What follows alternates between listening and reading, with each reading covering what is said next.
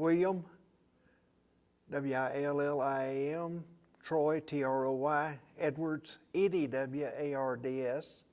What is your birthday? 7/7/1932. You look very young, Thank you. very young. You are 84 now? I'll be 83 in July. Wow, unbelievable. Where were you born? Born in Lubbock, Texas. Where? Lubbock, Texas. Could you spell it? Lubbock, Lubbock, Texas. Mm-hmm. Tell me about your family, your parents and your sibling when you were growing up. Yes. My great-granddad migrated from Germany, and he was a wagon master and was with General McKenzie at Fort Griffin, and founded a ranch in Blanco Canyon, and first white settler in the panhandle of Texas. My great-grandmother, which is his wife, was from Scotland, and they met at a ball at Fort Griffin and married, and my great-granddad and grandmother wound up building a ranch in the panhandle of Texas. And anyway, all of his papers and everything are in the museum at West Texas State University. Wow. I graduated from there. I went to school at New Mexico Military Institute at Roswell, New Mexico. Mm-hmm.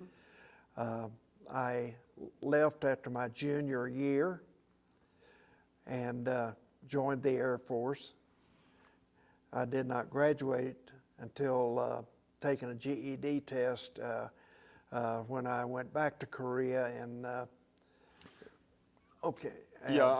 When did you graduate New Mexico Military Institute? Okay, my last year in New Mexico Military Institute was 1951. And then,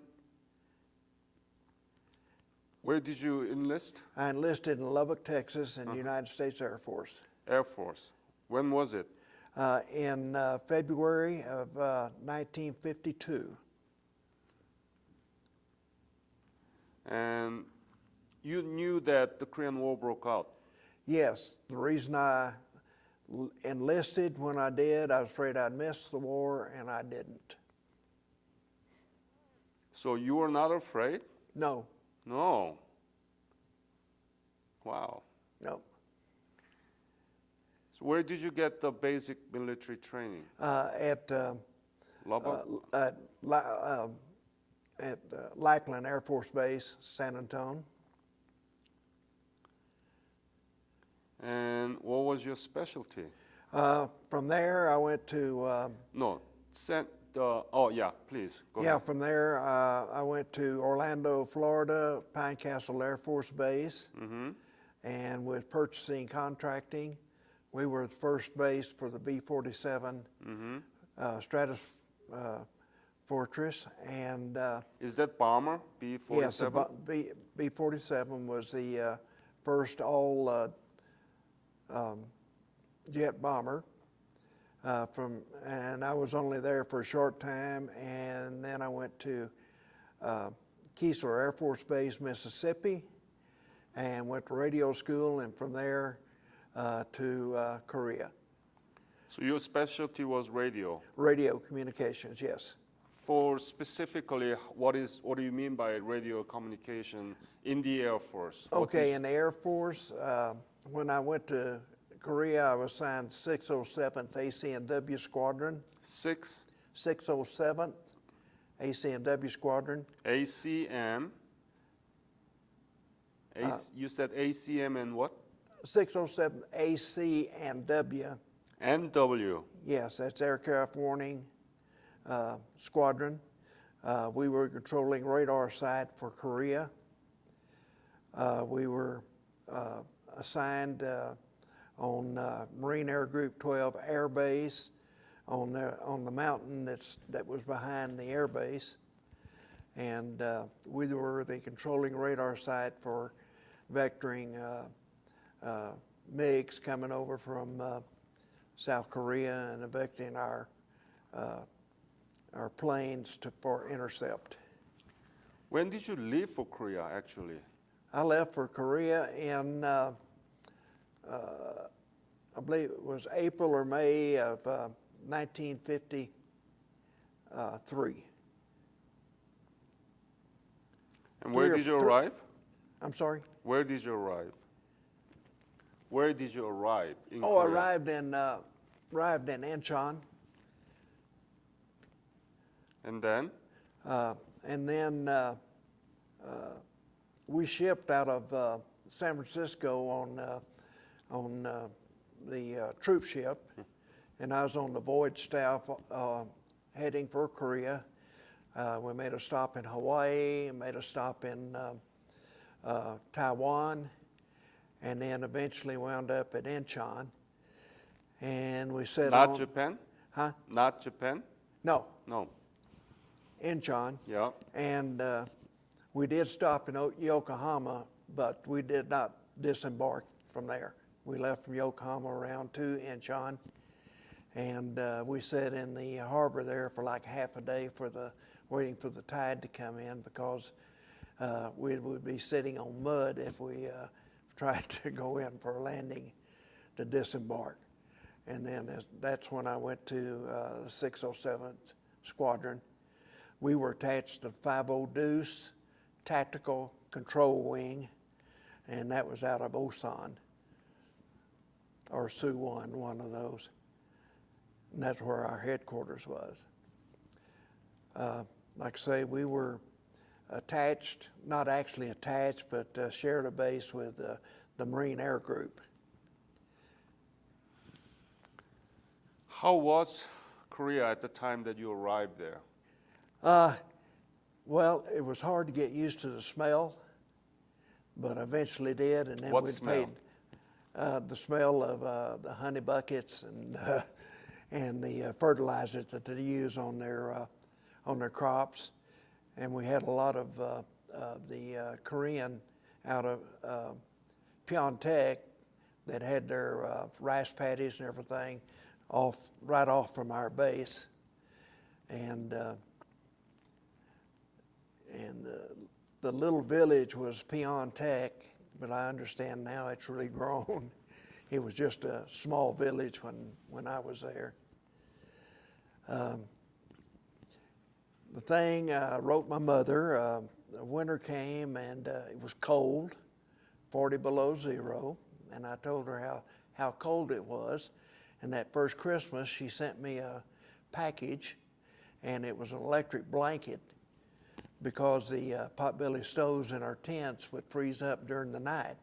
And diesel will freeze at a certain temperature. So our base and radar site and our headquarters and dining hall ran off of gasoline heaters. And about the middle of the afternoon, the diesel would thaw out enough for us to light the potbelly stoves. We did have electricity in our tents. Wow, that's a lucky, Yeah. huh? And when I got there, we started building a screen for showing movies, and had the post in the ground, and Madame Lee's hamburger joint where we could get hamburgers while watching the movies. And I eventually wound up working the movies at night, showing the movies that we had gotten in. Do you remember what movie that you watched? I think there was quite a few of the World War II movies. They wasn't movies that were fairly new. It was old movies.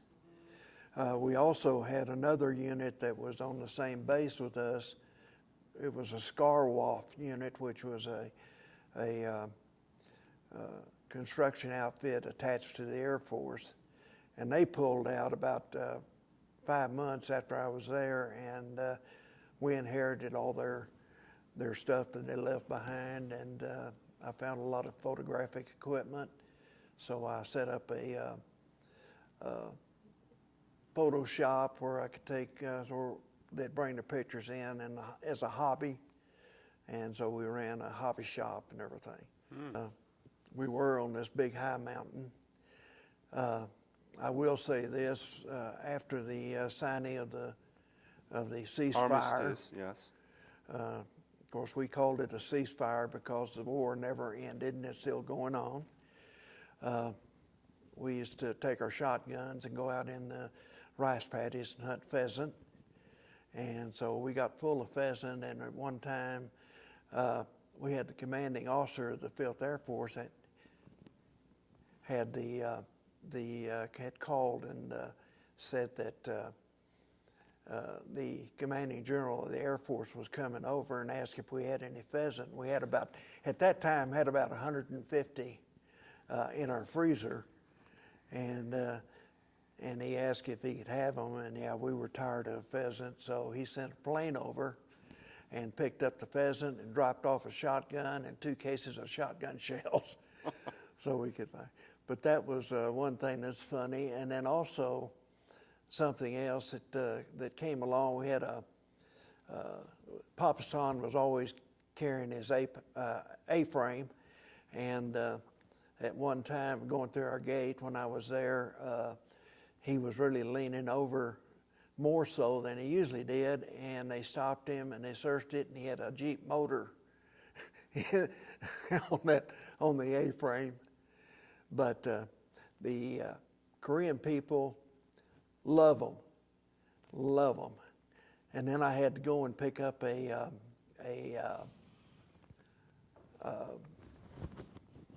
some equipment in Busan, and I checked out a deuce and a half and drove all the way to Busan to pick up the item, and I did pick up some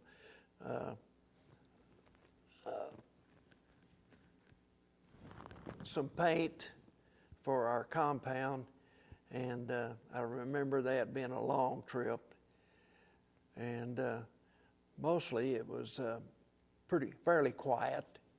I did have to carry a rifle with me, a carbine when I made the trip by myself, because there were,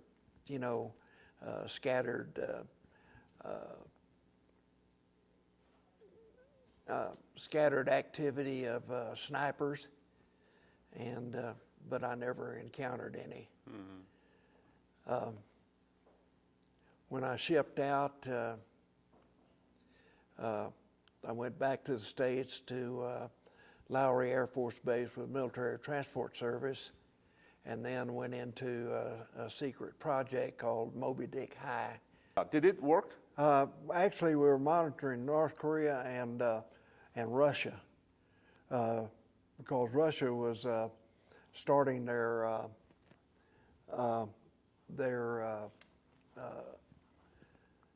missile program, and we wanted to know what was happening, and these balloons were flying and transmitting radio transmissions and code and everything, and we were at the end of the runway intercepting the codes and the ones that we were receiving, and it was usually during from 12 o'clock at night until sunrise the next morning. And I never knew exactly what all the program was doing, and here recently I just brought up the program on my computer and found out what the extent of the program was that I was involved in. And we had to have a secret or a top secret clearance in order to do this. When I got out of the Air Force, I wound up in Amarillo, Texas. I went through police academy and went back into the reserves, and became a sergeant. And then in 1960, I re-enlisted into the Army, took my training at Fort Ord, infantry training. And when I got to Korea, I was assigned back to Korea, And I told them, I said, why are you sending me to Korea? I've already been there. And they said, well, you're experienced. So anyway, I was supposed to go to the 7th Cavalry, and when I got to Korea, I was assigned to the 1st Cavalry Division as a Provost Marshal investigator, and I had a Korean sergeant detective that was my partner. We worked 3 days, off 3 days, and usually when we were off, we were in Seoul because we had a Jeep assigned to us. And I was at Yeongdeungpo, and I was investigating all of the crimes that were going on during that period I was there, and it was for theft or whatever of $2,000 and less, because everything over $2,000 was handled by the CID, the Criminal Investigation Department there. And wound up when I came back to, after leaving Korea, after staying, I did stay an extra 6 months in Korea. And when I came back, I came to Fort Bliss, Texas, with the 3rd Ordnance Battalion, which was atomic. And when I was there, I was the colonel's driver and also handling security for him. And one of the things that happened while I was there was the Cuban Missile Crisis. And that was the only time that I was in service I was scared, because we sit on the runway for 3 days, and if we had gone to war, it would have been an atomic war. My Jeep and everything was already loaded on the plane, and I sat on the runway for 3 days until... Where was it? At Biggs Air Force Base in Where? El Paso. Biggs. Could you spell it? Biggs? Biggs. That was the Air Force Base that the Fort Bliss used for transportation. And anyway, I was sitting at home having dinner with my wife, and I got a phone call, and we keep a to-go bag at our house. And when I picked up the phone, the colonel said, pick up the Jeep, get your to-go bag, and come, and we'll load up everything and head out to Biggs, because we're getting ready to go to Florida. And just hang in there. Do you remember the date? No, I don't. 1962. 1961, I believe it was. Was it? 1962, yes. Yeah. What month? I'm thinking May or something like that, when the Russian ships were delivering the missiles to Cuba, and we and they finally the Russians finally withdrew their ships and went back to Russia. And so the crisis was over, and we all breathed a sigh of relief. And then after that, I went back to college and got my degree in college. What? West Texas State University. Mm-hmm. I got a degree in general studies. General study? General studies, yes. What does that mean? General studies, I had the basic courses of math, English, and geography or history, and then other courses like photojournalism, education, and things like that. And when I got my degree and everything, I was working full-time with a food company, traveling the 3 states of Texas Panhandle, Oklahoma, actually 4 states, Kansas and New Mexico. And decided to retire from that and went to Dallas, Texas as a scout executive with the Boy Scouts of America. I had all the Air Scouts and the LDS program, which is the Mormon, had a program with the Boy Scouts as their youth program, and I had all them. You went back to Korea in 1960. Yes, 1960. You were in 1953. Well, in 1960 was December's when I went to Korea. Right. And were there any differences in the scene of the Korea? Yes, we had. Well, we had Much yeah. more The- reconstructed? Yeah, Or? the hotels in Seoul, they were starting to build back Seoul and getting everything paved. The bridge across the river had been repaired and made into a 4-lane. We finally had paved highways all the way into Incheon and then south to Osan and Suwon, and then north up to the DMZ. They had paved roads there. The people were very industrious. They loved to collect our beer cans, and I accused them of making cars out of beer cans because they had no metal. I did investigate a case where some of our empty 55-gallon drums were missing from a compound, and I had this, got called in to investigate, and I went to the infantry company where the drums were missing, and found out that the commander, or the captain of the company commander, had given the drums to an orphanage so they could make a roof for the orphanage. And I sent in my report, and the United States aid to Korea told the Army, or our investigation and everything, that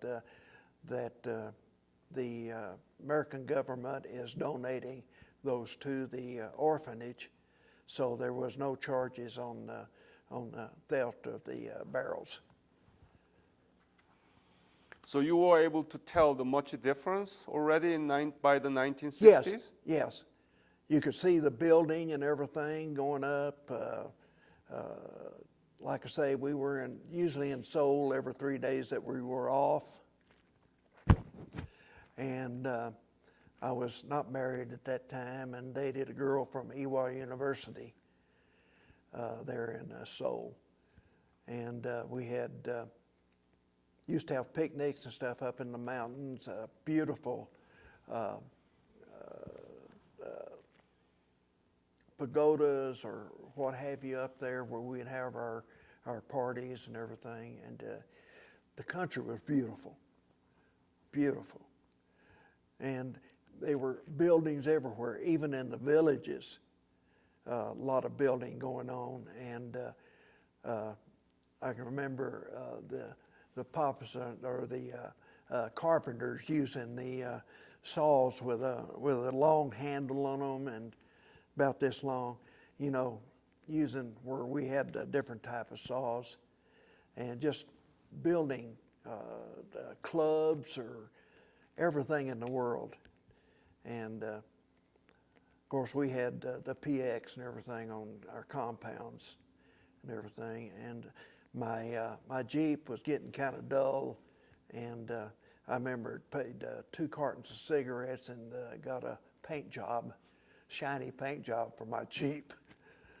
And but it was really that was a lot of fun time when I was there. And like I say, the people were so gracious, and I developed a taste for kimchi. Oh. And I love kimchi, and it's a lot better than what they make here.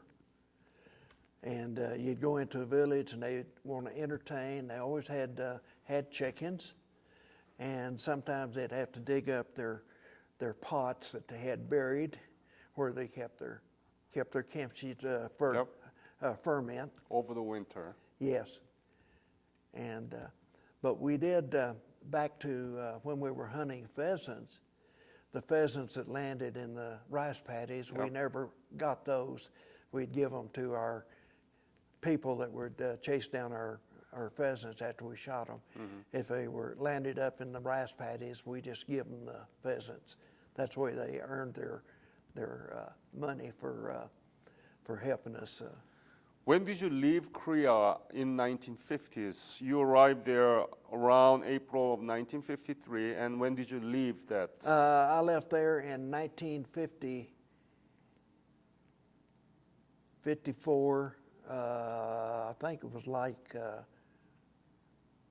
September or October, because my tour there was extended a little bit. And then in 1960, you left when? I left in December for Korea and arrived in January in Korea, and by boat again. And I was also on general staff then. And then when did you leave that Korea? Left Korea, I think it was 14 months later. So it'd be January of It's gotta be 62, 62. April. Yeah, yes. And that's when I went to Lowry Air Force Base. Have you been back to Korea after that? No, I have not. And I'd love to, but my passport has run out, and it takes a long time, and I just don't have the money, even though everything is taken care of except the airfare. Half of airfare. Half So of you don't airfare. have to pay all of it. No, I thought it was full No, airfare. no. And but my brother, who is a professor at Purdue University, wanted me to make the trip this summer Please go. back to Korea Yes. and to see it. I do follow everything that I can find on Korea, modern Korea. What do you think? Oh, I would love to get back there and see it, and I'd like to see some of the roads that I traveled from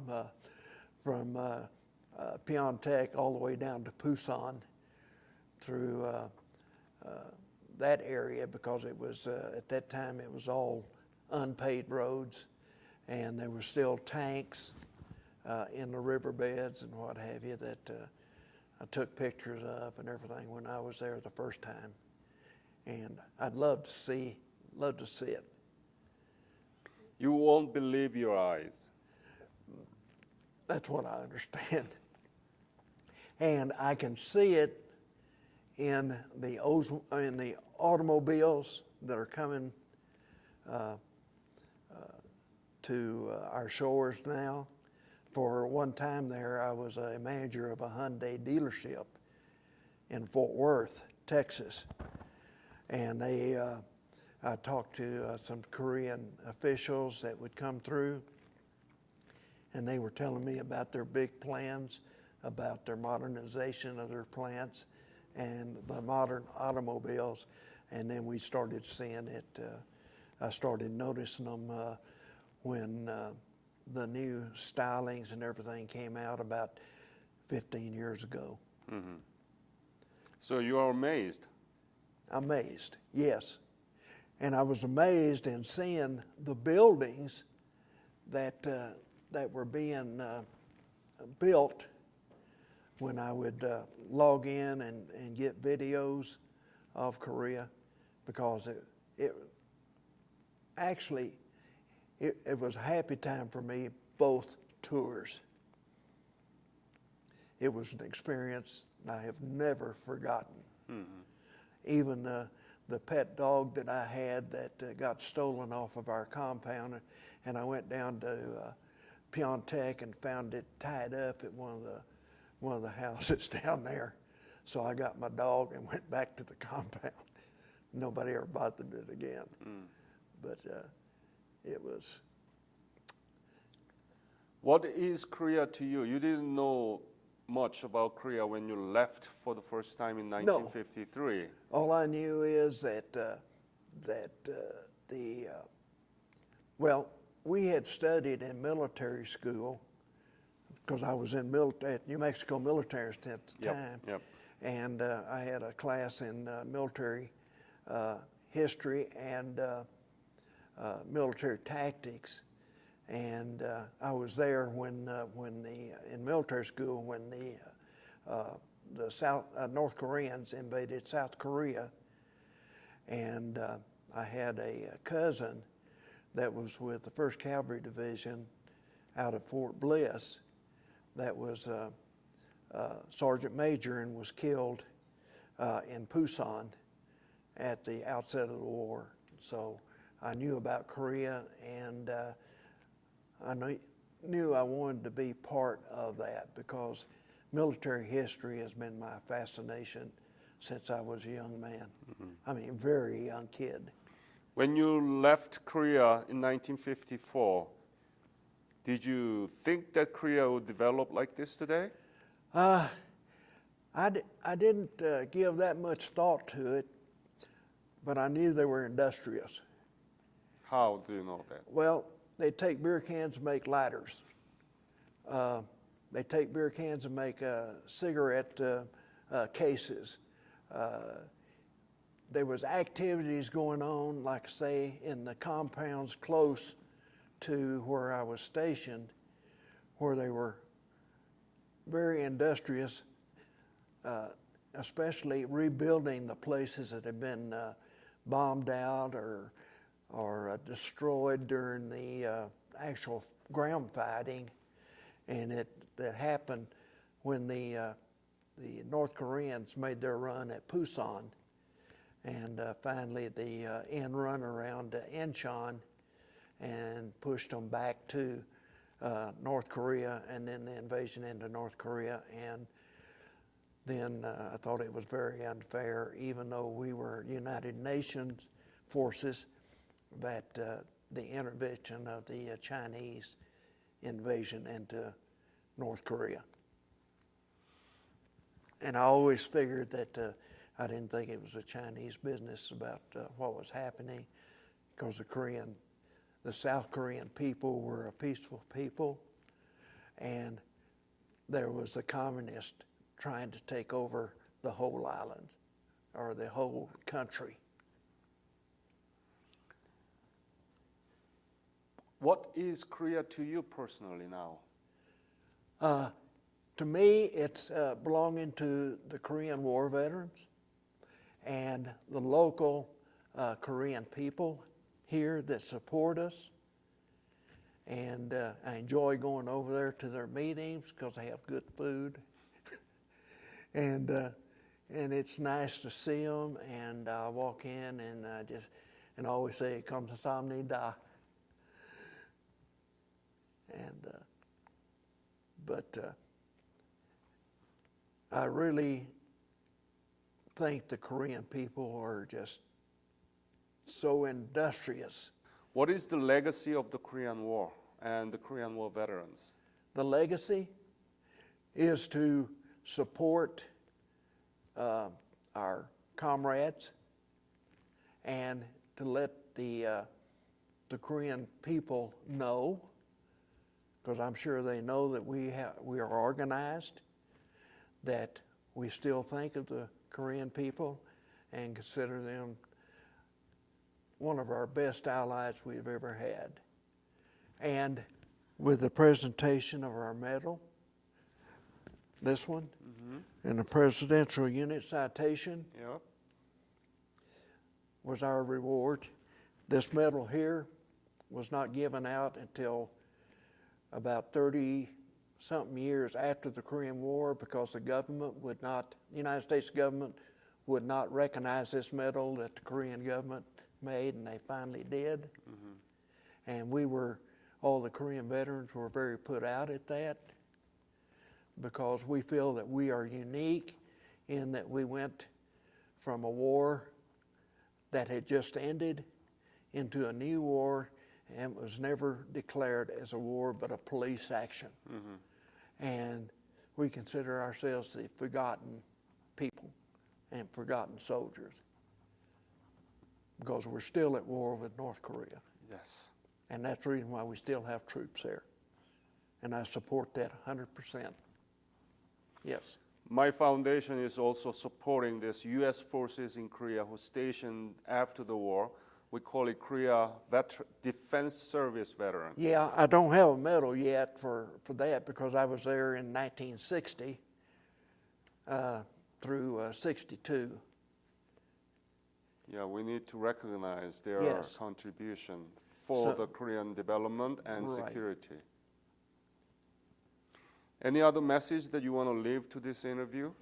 I just want to say that I'm very excited and feel like very privileged to be able to interviewed for this program.